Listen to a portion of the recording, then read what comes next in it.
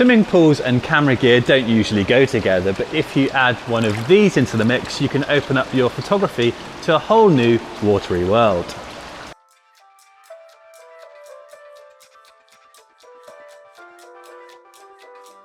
Underwater portraits are becoming increasingly popular these days.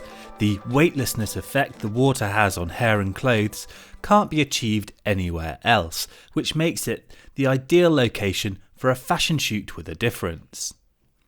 The kit list for a shoot like this could easily run into several £1000s worth of gear, but it is possible to get results on a tighter budget. Here's what we're using. We've got 3 underwater cases from Ewa Marine, Dykapak and Aquapak, plus a couple of Speedlights, light stands, a few clamps and our camera. To keep the camera safe from the water, I've got an Ewa Marine DSLR bag. The camera sits snugly inside with a ring to hold the lens tightly against the clear front element.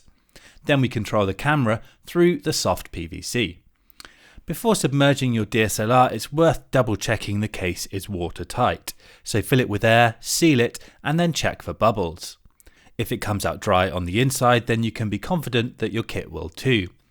Of course, the seal is the most vulnerable part, so check and double check that it's properly closed. Fogging on the lens can be a problem when taking the camera from a warm environment to a cold one, but a sachet of silica gel will help. Place it in the bag along with the camera to help suck up the moisture in the air. I'm going to use the pop-up here to trigger my off-camera Speedlights.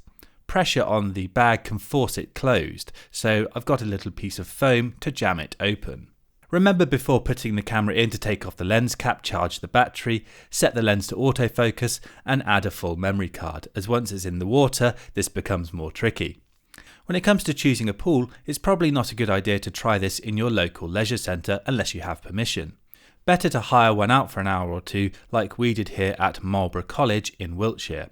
Colleges and schools are a good place to start looking, as their timetables are likely to be less crammed than leisure centres and public pools.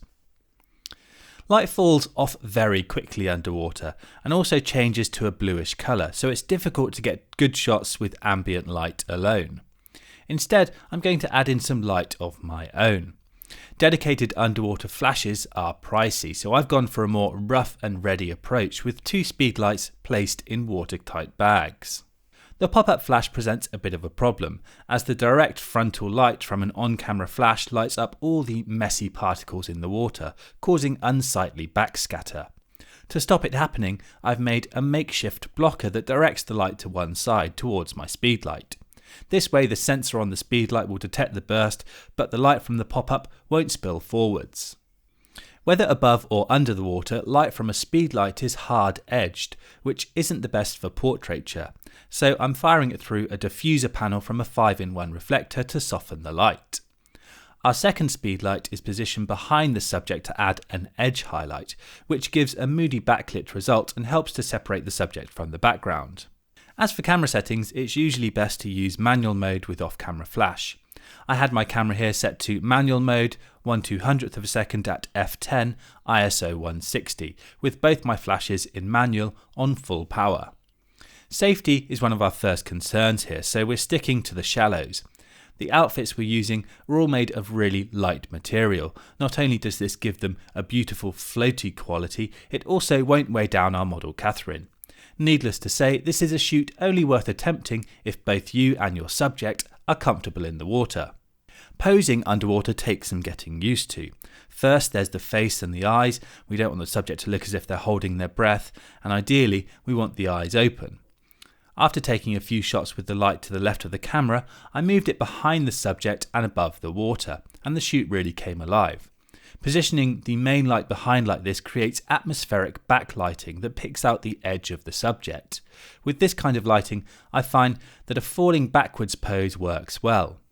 There's no use having the subject face you, as their face will be in shade, so better to have them side on and let the light caress the edge of the body.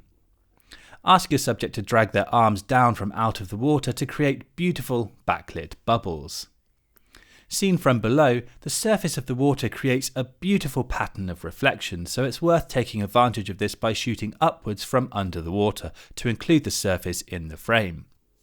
It's definitely a shoot where you need to work at the lighting and posing, and I have to say I don't think I've ever worked a model harder than Catherine, but persevere and the hard work can result in some beautiful, otherworldly portraits.